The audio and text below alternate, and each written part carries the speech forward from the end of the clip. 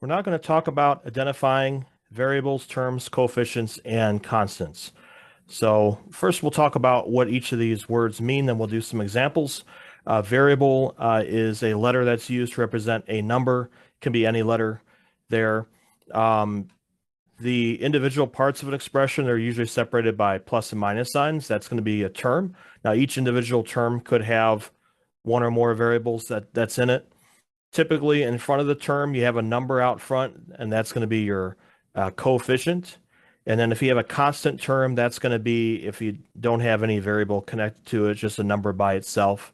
So let's go through and identify each of these. So one thing to note is the difference between an expression and an equation. An equation is going to have an equal sign, an expression will not. So in this expression, k plus 17, identify the part k of the expression and then identify what that is. Well, so this right here, the k, this is going to be your variable.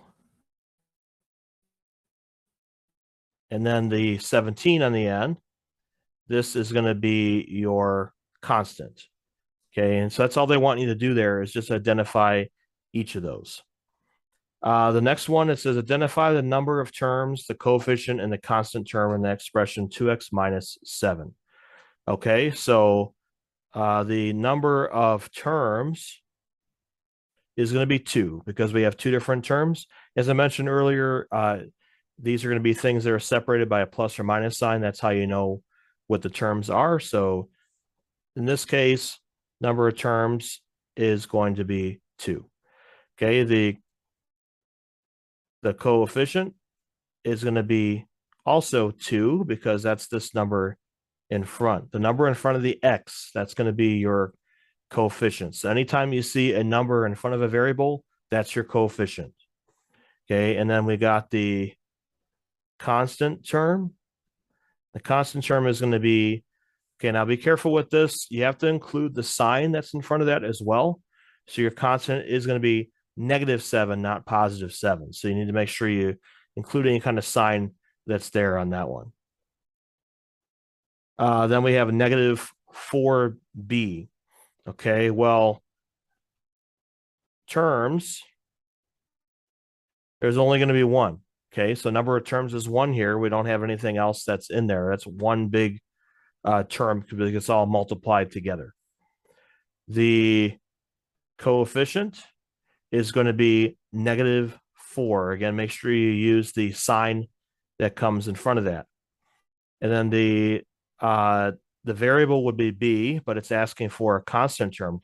Now, in this case, the constant term is actually going to be a 0. Now, the reason why it's 0 is because there is no constant term that comes after that, like we had in the previous one. You could write this out as -4b plus 0. And so then that's how we would say the constant is equal to 0 there. Let's do one. We'll try this together here. We'll identify the coefficient, variable, and constant term for 4 minus 5c. Okay, so let's start with the coefficient is always the number in front of the variable. And you have to include the sign in front of there as well. So that's going to be -5. Okay, and then the variable is going to be c.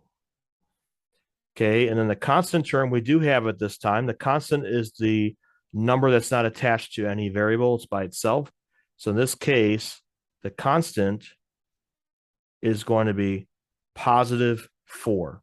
Okay, and that's everything that it's asking for there. And so that would be it. So that's a way to identify what all your terms, constants, coefficients are.